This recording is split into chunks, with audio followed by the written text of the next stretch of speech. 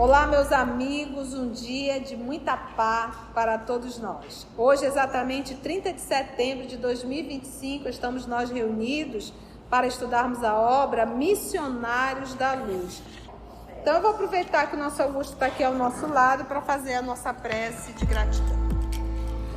Vamos fechar os nossos olhos, sentir o nosso Mestre Jesus aqui com todos nós. Pois ele disse, onde tivesse 2 ou mais reunidos em seu nome, lá ele estaria. E que possamos nos dirigir a ele dizendo: Mestre amigo Jesus, como é bom estar em tua casa. Essa casa que nos acolhe, que nos orienta, que nos instrui. E que possamos, Mestre amigo Jesus, aproveitar mais essa oportunidade que tu nos dás de estudo, e buscando, através dos ensinamentos de Alexandre, aqui nessa obra Missionário da Luz, de André Luiz, internalizar esses ensinamentos para que possamos, Mestre, nessa caminhada para Ti, nos tornarmos seres humanos melhores. Obrigado por todo o carinho, por todo o amor que Tu tem por cada um de nós. E Te rogamos, Mestre, que Tu possa nos intuir, nos orientar, para que possamos internalizar esses ensinamentos. Obrigado e fica conosco hoje e sempre, que assim seja. Nós estamos em qual capítulo, Augusto? 18. Capítulo 18, já pelos caminhos finais. E a Anaí aqui nos dando feedback. Tia, nós vamos iniciar a reunião mediúnica agora no mundo físico, no plano físico, porque estava sendo feita essa reunião no mundo espiritual, né? Os amigos espirituais atendendo os espíritos. Agora nós vamos começar a atender os espíritos na reunião mediúnica. Lembrando, quantos pacientes? 5 pacientes. 3 homens, na verdade, e uma mulher. Confere? Ou são 2 mulheres? 2 mulheres, porque são 5 pessoas. Então nós temos 2 irmãos, não é verdade? Nós temos uma jovem senhora e um jovem senhor, e aquela jovem que é a que está com a única condição de ser atendida, né? Pelo esforço próprio. E vamos ouvir agora as comunicações. Confere? Bora lá então? Então, Augusto, o orientador amigo fez longa pausa, verificando os trabalhos em curso, mas, como quem desejasse socorrer-me, André Luiz, com lições inesquecíveis na luta prática, prosseguiu, apesar das absorventes obrigações da hora. Por este motivo, André, ainda mesmo para o psiquiatra esclarecido à luz do espiritismo cristão, a maioria dos casos desta ordem é francamente desconcertante. Em virtude dos ascendentes sentimentais, cada problema destes exige solução diferente. Além disso, importa notar que os nossos companheiros encarnados observam somente uma face da questão, quando cada processo desse teor se caracteriza por aspectos infinitos, com vistas ao passado dos protagonistas encarnados e desencarnados. Diante do obsidiado, fixam apenas o imperativo imediato, o afastamento do obsessor. No entanto, como rebentar de um instante para outro algemas seculares forjadas nos compromissos recíprocos da vida em comum? Como separar seres que se agarraram um ao outro ansiosamente por compreender que na dor de semelhante união permanece o preço do resgate indispensável? Efetivamente, não faltam os casos, raros embora, de libertação quase instantânea. Aí, porém, vemos o fim de laborioso processo redentor, ou então encontramos o doente que, de fato, faz violência a si mesmo a fim de abreviar a cura necessária. Então, eu me recordo aqui da fala de Jesus ao discípulo, onde: Senhor, nós fizemos tudo o que o Senhor pediu, mas a gente não conseguiu libertar. Aí Jesus disse, é porque para essa classe de espírito é necessário jejum e oração. Mas na verdade o que a gente tem que entender, quando a gente se depara com uma situação dessa, vocês fazem visita no lar, né, no trabalho, que às vezes a gente vai fazer, a gente vê cada caso graves e a gente quer que haja uma solução. A gente quer que os espíritos tirem aquele obsessor, que tire aquela situação. E às vezes não é assim. Às vezes são vínculos, como ele diz aqui, seculares. De mais de 200 anos, de mais de 100 anos. Então, como desligar? E quando a gente fala nisso, por mais que alguém esteja fazendo mal ao outro, mas eles estão vinculados. O que leva uma pessoa a se tornar um perseguidor de outro? O que foi feito para que essa pessoa persiga tanto? Então, como resolver isso? Não resolve assim. Então, olha o que ele diz aqui. Ainda mesmo para o psiquiatra esclarecido, que seja espírita também, a maioria dos casos desta ordem, desse sofrimento que está essa paciente, né, é francamente desconcertante. Então, há casos que são esquizofrenia, há casos, a gente percebe, mas há casos que a gente vê que não se trata de uma esquizofrenia. É realmente um processo de subjugação, é um processo de obsessão ferrenha, que a pessoa fica numa situação dolorosa, mas que o psiquiatra não sabe resolver isso, não tem como. Por isso que ele diz, é complexo. Em virtude dos ascendentes sentimentais, cada problema deste exige uma solução diferente. Então, cada caso é um caso, porque cada um carrega uma dor específica. Cada um carrega uma dor específica. Abordagens são diferentes, o tratamento é diferente.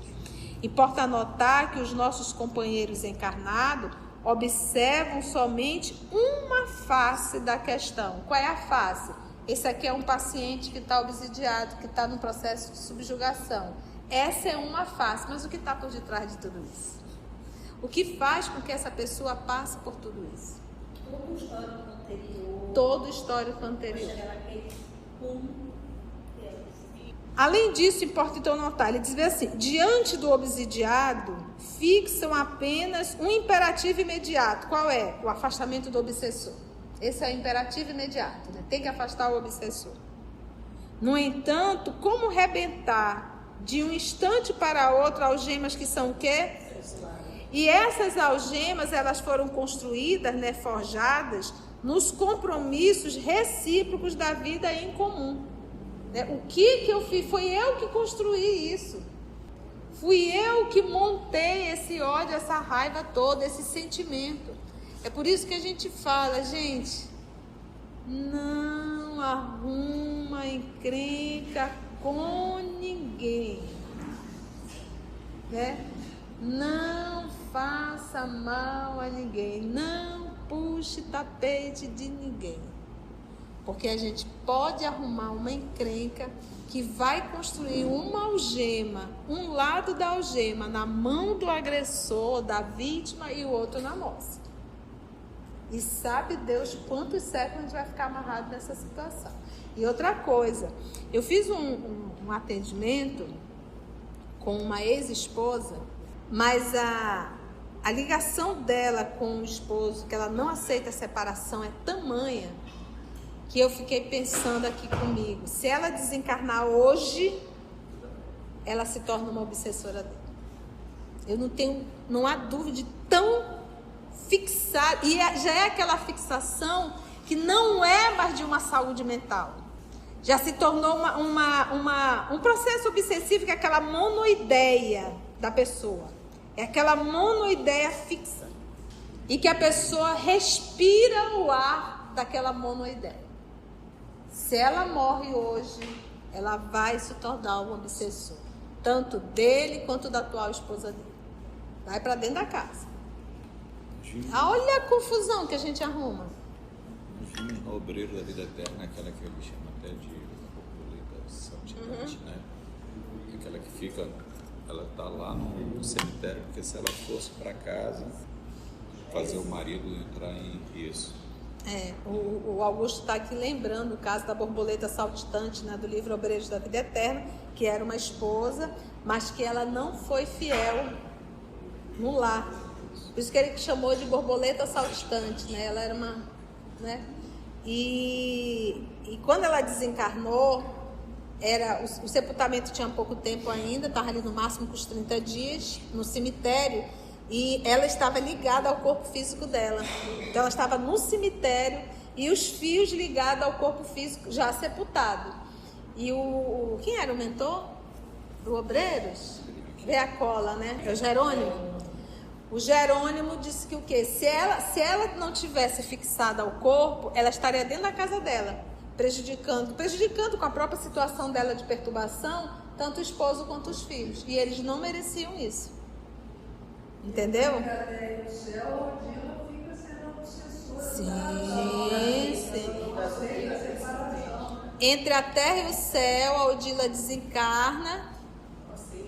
E ela só desencarnou, ele já era viúvo. E ele foi para o segundo casamento. Pois ela, como esposa desencarnada, não aceitou a nova esposa e passou a obsidiar a esposa. Só que esse grupo está ligado.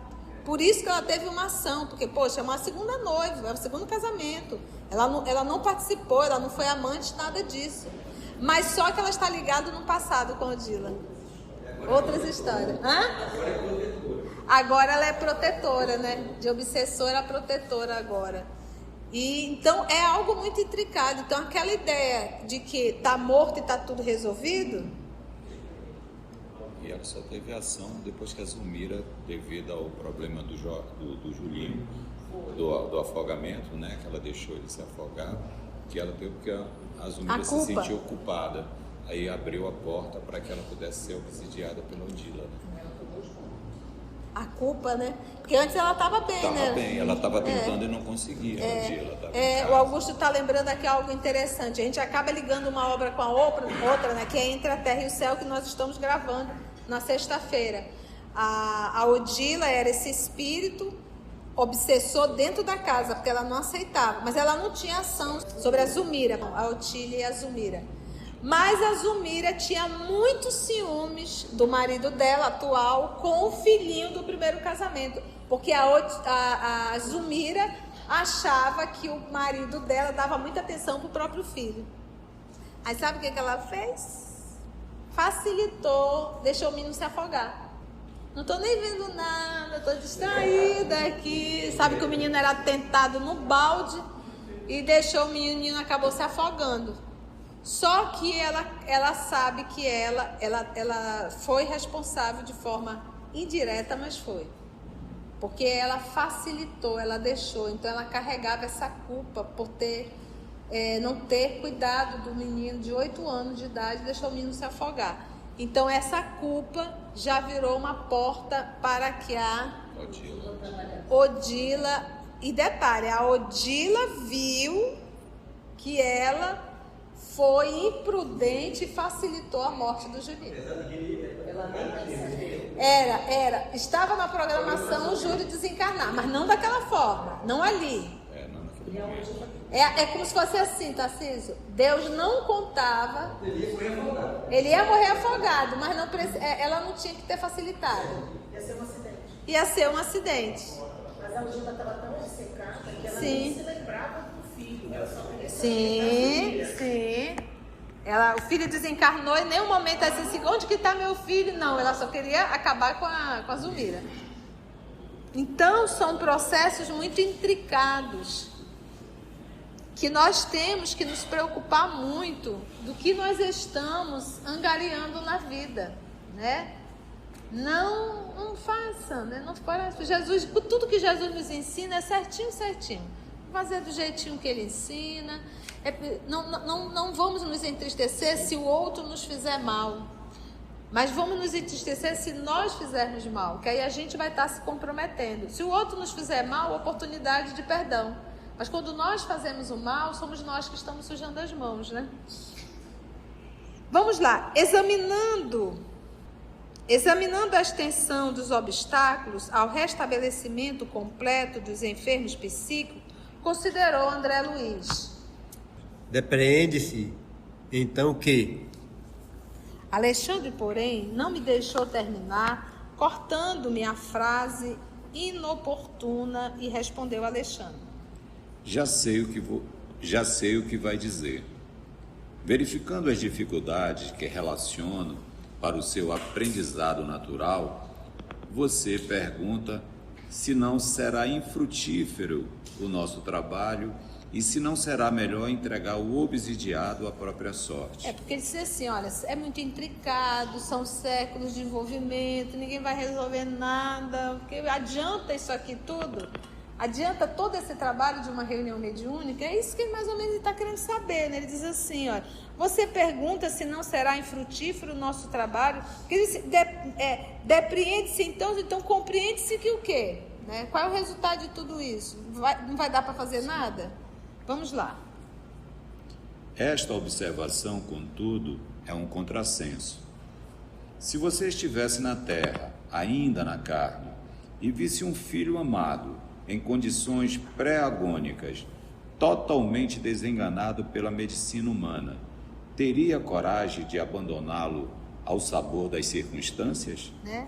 Tá afogando, não deixa afogar, vai afogar mesmo, faz parte. Não é assim, né? Olha, tá em sofrimento, tá obsidiado. Não, mas isso aí é coisa para século, deixa para lá. Não é isso, né? Não confiaria em algum recurso inesperado da providência divina? Não aguardaria ansioso a manifestação favorável da natureza? Quem está firmemente no âmago do coração de um homem, nosso irmão, para dizer com certeza matemática se ele vai reagir contra o mal ou deixar de fazê-lo, se pretende o repouso ou o trabalho ativo?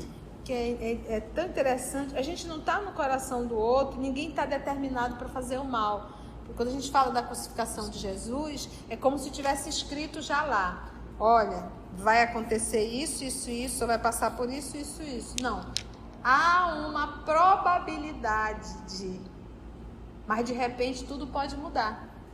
Porque o futuro ele não está escrito.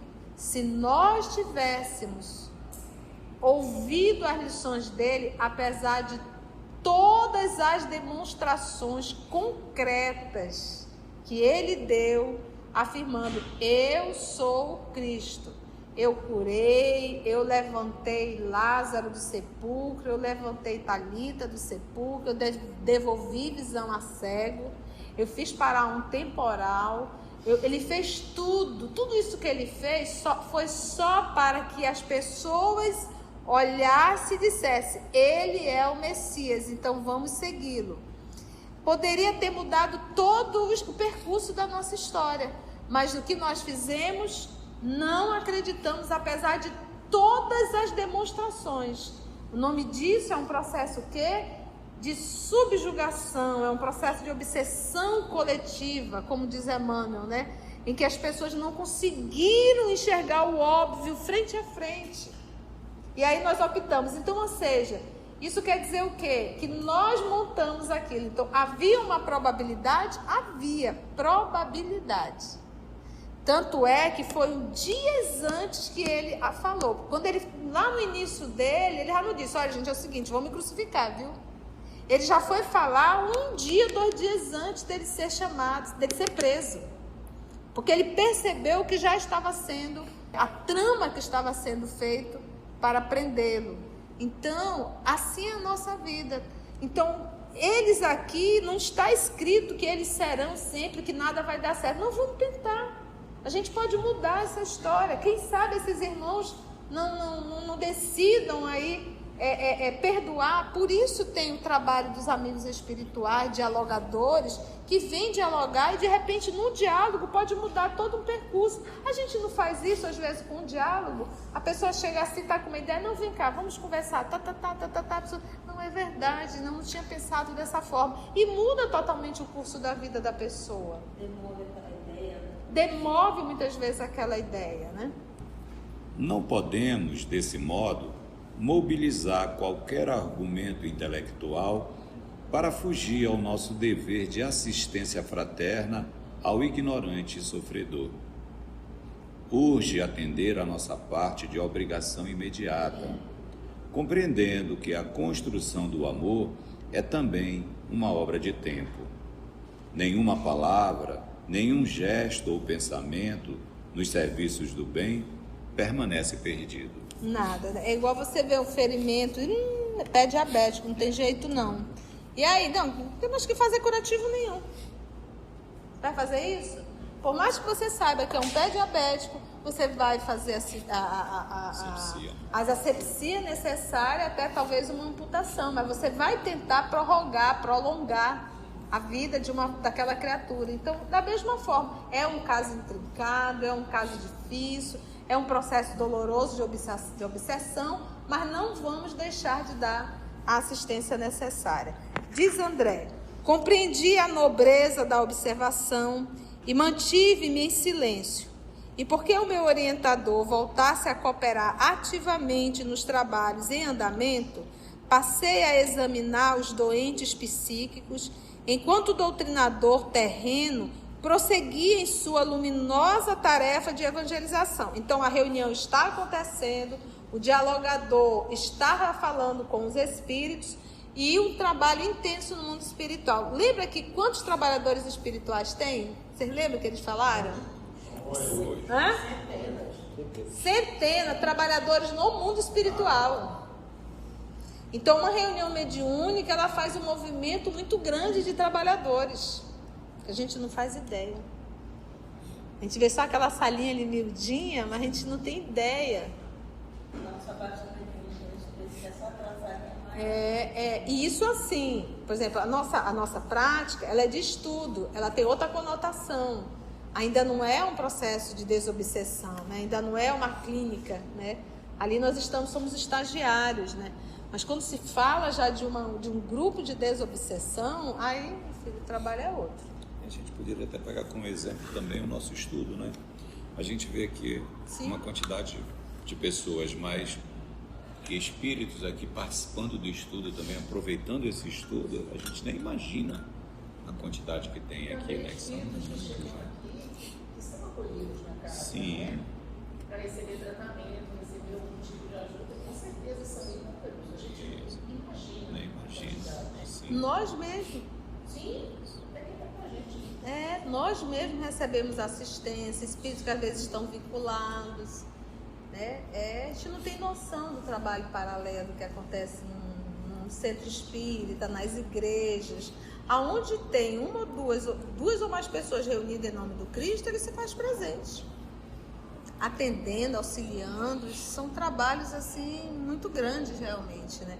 É por isso o nosso respeito, o nosso cuidado pelo templo, né? Onde nós estamos, nos preparar, aproveitar o ambiente da casa, fazer uma oração, fazer intercessão, porque às vezes a gente faz uma intercessão dentro da nossa casa, mas às vezes a gente não faz evangelho no lar, a gente não tem um ambiente específico, e quando a gente ora por alguém, a gente evoca, entende? A gente evoca às vezes, e aqueles parceiros que estão lá, que não são tão parceiros assim, pode vir tomar satisfação contigo. E eu digo que eu vivi essa experiência muito, iniciando no espiritismo. Eu já estava iniciando mesmo. A minha avó, bem dodói, aí eu em casa, era um domingo, eu ainda não dirigia, e eu me recordo que eu fui orar por ela, pedindo que Jesus, né, ela foi muito sofrida a desencarnação da vovó a nível espiritual, e aí eu não tinha experiência, comecei a passar mal-estar, ânsia de vômito, sensação de desmaio. Aí eu chamei meu irmão que morava ao lado, me levou para o pronto-socorro. Chegou no pronto-socorro, já tinha passado tudo. Eu não conseguia identificar, já não sabia mais nem dizer o que eu tinha. Mas ainda assim, furaram minha mão, viram pressão, essa coisa toda, um posto próximo de casa. E voltei para casa já com a cara lavada, sem saber o que eu tinha, né? Mas tinha passado aquele mal-estar. E aí no dia seguinte, na segunda-feira, eu fui visitar a vovó, finalzinho da tarde, depois do trabalho. E aí o tio disse assim, o tio estava com ela, ele disse: menina, tua avó ontem à noite começou a gritar, chamando o teu nome e dizendo que ia te pegar. Aí eu disse, que hora foi isso, tio? A preocupada, né? Que hora foi isso? Aí ele disse, mais ou menos ali, o horário, estava assistindo Silvio Santos, então era lá por volta de 8 horas, o horário que eu estava orando. E eu disse, o que o senhor falou? Ele disse, você não vai pegar minha sobrinha, não. O tio muito bravo, você não vai pegar nada da minha sobrinha, não. Eu vou pegar a Conceição, ainda dizia assim. Então, ou seja, quando nós oramos hoje eu sei fazer isso. Na época eu não sabia. Então, a gente também tem que se preparar quando vai fazer uma intercessão. E dentro do ambiente desse, um ambiente espírita, um ambiente de oração, é um dos ambientes mais aconselhados. Então, a gente tem que ter o evangelho no lar. Quando a gente perceber esse mal-estar, que é natural, muitas vezes a gente percebe, a gente vai cutucar a onça, a gente já orienta, já conversa, já intercede. Então, hoje, quando eu vou orar por alguém em sofrimento, a primeira coisa que eu intercedo é pelos espíritos que estão em torno daquela pessoa. Essa é a orientação. A primeira coisa é orar por esses irmãos que acompanham essa criatura. Mas não pelos perseguidores. É o Emmanuel, né? É o Emmanuel. Então, esse é o nosso movimento. Quando vai interceder por alguém, ora primeiro por aqueles que estão acompanhando, que a espiritualidade amiga, que Jesus que conduz o trabalho. Vamos lá então. Compreendi a nobreza da observação e mantive-me em silêncio. E porque o meu orientador voltasse a cooperar ativamente nos trabalhos em andamento, passei a examinar os doentes psíquicos, enquanto o doutrinador terreno prosseguiu em sua luminosa tarefa de evangelização. A jovem que reagia contra a perigosa atuação dos habitantes das sombras demonstrava regular normalidade em seu aparelho fisiológico. Lembra? Dos 5, só ela está apta para receber o tratamento, porque ela é a única que está fazendo esforço. Mas lembra que os 2 irmãos estão numa condição de demência praticamente, né? Totalmente, né? Pronto, imbecilizados. Numa condição que ele não tem mais livre-arbítrio, não tem condições. E os outros 2 também estão bem machucadinhos. Ela é que está mais lúcida e que consegue lutar. Então, a gente precisa cuidar da nossa saúde mental. Entendeu? Em espiritismo, a gente aprende que tudo começa no pensamento. Né? Em psicologia, quando a gente vai estudar a TCC, ele diz assim, que a gente tem que atuar em cima dos pensamentos, aqueles pensamentos repetitivos, aqueles pensamentos constantes, né? Que é a terapia cognitiva comportamental. Aquele pensamento que está sempre na tua cabeça, você tem que substituir, você tem que saber trabalhar esse pensamento. E em espiritismo a gente diz exatamente isso. Porque é esse pensamento recorrente que está na tua cabeça que pode ser também uma grande brecha para a obsessão. Ou esse pensamento recorrente já é uma ação obsessiva. Então, muitas vezes, a nível amoroso, sabe aquela situação daquela pessoa que não sai da tua cabeça, que está vindo toda hora na tua cabeça, sabe? De vez em quando vem aquela pessoa na tua cabeça, de vez em quando vem aquela pessoa, vindo aquela pessoa. Isso é característica de uma obsessão, de uma influência espiritual que você está recebendo. Isso não é amor, isso é obsessão. Porque você vira... O Roberto, quando fez aquela música, Esse Cara Sou Eu, é um processo obsessivo. Amanhece pensando na mulher, dorme pensando na mulher, acorda pensando na mulher, vai tomar banho pensando na mulher. A música todo tempo pensando na mulher, e diz que eu já estou ali, esse cara sou eu. Eu digo, não, isso não é normal. Você dizer, eu não consegui trabalhar hoje pensando em você, isso é um processo patológico. É uma obsessão. E muitas vezes esses espíritos utilizam esse foco e dizem, achamos uma brecha, agora vamos atacar. Aí começa a jogar imagens na nossa cabeça, entendeu? E isso para tudo. Vamos pegar um homem ciumento ou uma mulher ciumenta. Qual é o ponto? Ciúmes. Então vamos começar agora a jogar ideia na cabecinha dele ou dela. Vamos começar a fazer imaginar isso, imaginar aquilo. Por que às vezes vamos dizer que vamos pegar aqui o Tarcísio morre de ciúme da Célia, vamos supor. E a Célia tem um paciente que ela acha legal, ele tem uma amizade, os dois, mas é só amizade. Aí, como ele é ciumento, o que os espíritos vão fazer? Ou ele mesmo, e aí abre porta para a influência. Já começa a imaginar coisas entre a Célia e o paciente, entendestes? E aí aquilo vai tomando uma proporção enorme. Isso é obsessão. Então, a gente tem que estar muito atentos aos nossos pensamentos. Então, ela era a única. Semelhava-se a alguém que movimentava todas as possibilidades, essa jovem, né, da defensiva para conservar intacto o equilíbrio da própria casa. Olha, o esforço que ela fazia. E essa casa é a casa o quê? Casa mental. Entretanto, os demais exibiam lamentáveis condições orgânicas. A desventurada possessa apresentava, porque eram duas mulheres, uma que essa jovem está legal, está fazendo esposo, a outra possessa, lembra? Apresentava sérias perturbações, desde o cérebro até os nervos lombares e sacros, demonstrando completa desorganização do centro da sensibilidade, além de lastimável relaxamento das fibras motoras, ou seja, o fisiológico dela estava detonado. Gente, nós precisamos conhecer um pouco mais a nossa máquina. A gente precisa conhecer pelo menos algumas coisas do nosso encéfalo, para a gente entender melhor o nosso corpo. Para a gente entender por que os espíritos atuam justamente em partes específicas do nosso encéfalo. Porque é ele que comanda todo o nosso corpo. Até o nosso estado emocional e sentimental. É ele que controla o desejo, até a fome. É ele que controla o nosso cérebro, o nosso encéfalo, a motivação. A gente pensa que a motivação é algo apenas de psíquico, não. É o nosso cérebro. Você vê uma pessoa desmotivada, é lá a máquina cerebral que libera isso. Nosso sistema límbico e hipotalâmico. Então, como a gente não conhece, a gente não sabe como coordenar tudo isso. Ali o tronco encefálico. E a gente precisa, para a gente poder entender.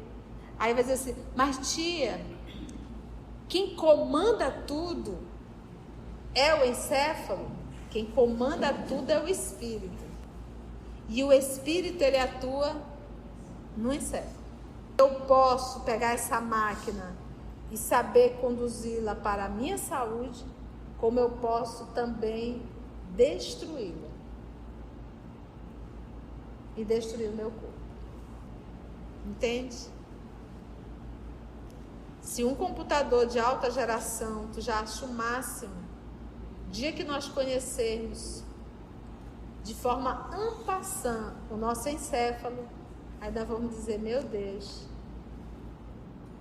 que máquina é essa? Que máquina é essa? E aí ele diz aqui, né? A desventura possessa apresentava, desde o cérebro até os nervos lombares e sacros, né, lastimável relaxamento das fibras dela motora. Então, pensa aquela pessoa que está ali jogada, sem movimento físico, apática, praticamente desmaiada ali, a gente não consegue entender. Tais desequilíbrios não se caracterizava apenas no sistema nervoso dela, sistema nervoso, gente, sistema nervoso central, sistema nervoso periféricos, mas igualmente nas glândulas em geral. Qual é a função da glândula? Tu já pensou? E se ela está desorganizada, os hormônios também se desorganizam e desorganizam todo o teu corpo. Então é por isso que o espírita que estuda, quando se depara com uma situação dessa, eu pergunto, essa senhora está precisando só do tratamento espiritual? Não. ela também precisa de um acompanhamento médico, porque ela vai precisar da farmacologia.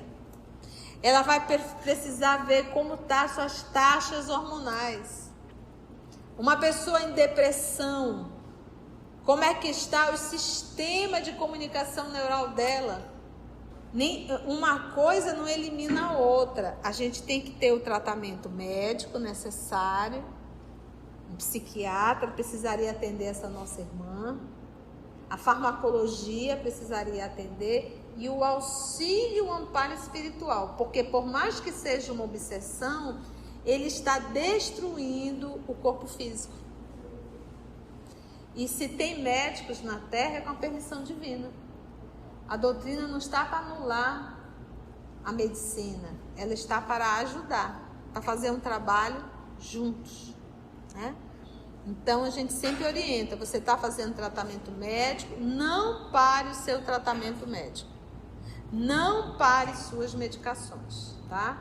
Um espírita sério que estuda, esse será as suas orientações. Ele diz... olha só, gente, tais desequilíbrios não se caracterizam apenas no sistema nervoso dela. E quando a gente fala de sistema nervoso, gente, a gente está falando dessa ligação. Quando eu falo de sistema nervoso, eu gosto sempre de falar assim, sabe aquela caixa de força de energia que tem dentro da tua casa? Não tem aquela caixa de força, né?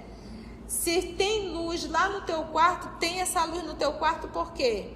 Porque existe um fio que sai lá da caixinha de força até o teu quarto. São essas ramificações, são essas ligações que saem do teu encéfalo, que sai do tronco e que vai ligando. Esse movimento que eu estou fazendo aqui, tem um movimento da força muscular, mas quem impulsiona é o sistema nervoso periférico.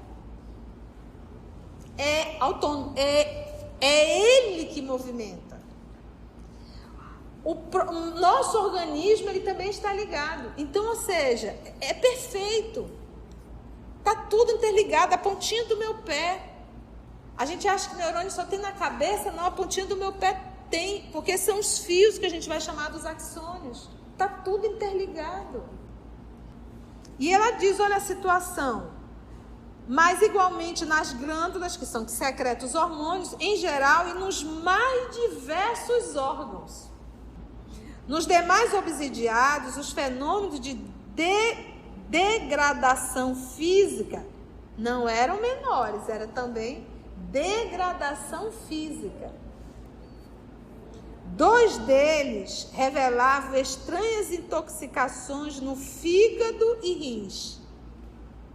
Outro mostrava singular desequilíbrio do coração e pulmões, tendendo à insuficiência cardíaca em conúbio com a pré-tuberculose já avançada. É para acabar. Para destruição total, né? Adoecimento. E aí, gente, enquanto André Luiz examinava atento aqueles inquietantes quadros clínicos, o orientador encarnado da Assembleia, fazendo-se intérprete de grandes benfeitores do nosso plano de ação, espalhava o amor cristão e a sabedoria evangélica a longos jorros, efetuando com extrema fidelidade ao Cristo a semeadura da caridade, da luz e do perdão. Quem é que estava jogando esses longos jorros? Quem era? Que é o que a gente chama de dialogador. É por isso que o dialogador da reunião mediúnica, ele também é médium, né? Então, por isso que tem que se preparar, fazer silêncio mental, para ouvir a inspiração do mais alto e poder fazer esse atendimento. Agora, gente, eu posso dizer cenas do próximo capítulo. Vamos dar uma paradinha aí. Foi bom, gente? Quantas informações, né, gente? Se você chegou até aqui o final, deixa seu comentário. É muito importante a gente poder ler o teu comentário. Não esqueça de curtir para que possa divulgar a página.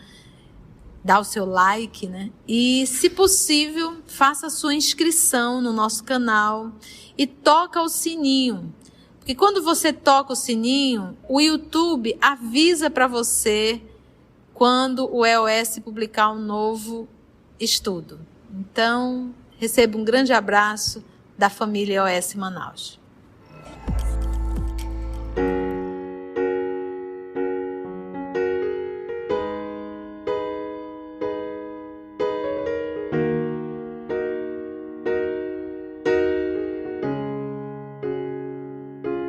Antes de orarmos em agradecimento, vamos ouvir algumas considerações da tia que destacamos neste estudo para a reflexão dos ensinamentos.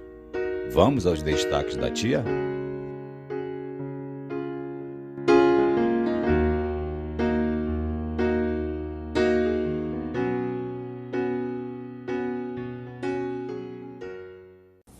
Tudo que Jesus nos ensina é certinho.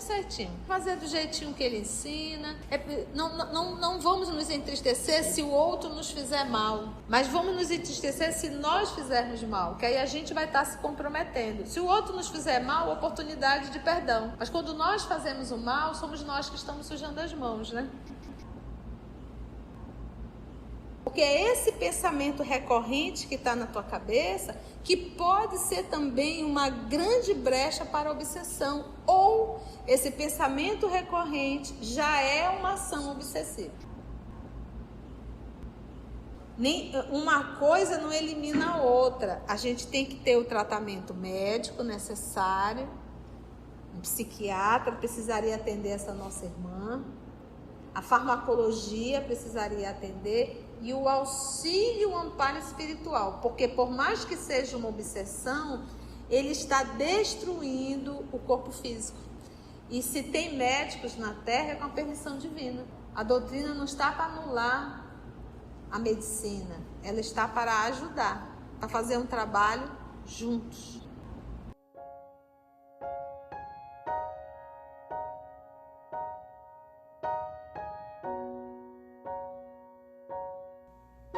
Assim, concluindo o nosso estudo de hoje e agradecendo o nosso Mestre Jesus por mais este momento de aprendizado, vamos orar?